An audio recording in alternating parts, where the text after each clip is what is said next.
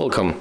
If you want to manage app permissions in your Nokia 800 TAF, for the first you have to go for the menu, then find the settings icon and enter. And right now go for the privacy and the security section. And when you are here, you have to scroll down and enter the app permissions. And for example, we can change the settings for the Facebook, so select, and we can turn off the location access. Then just go back, and of course when you got all these apps on this list, you can adjust all of them. So thank you guys for watching. Leave thumbs ups, comments, and subscribe to our channel.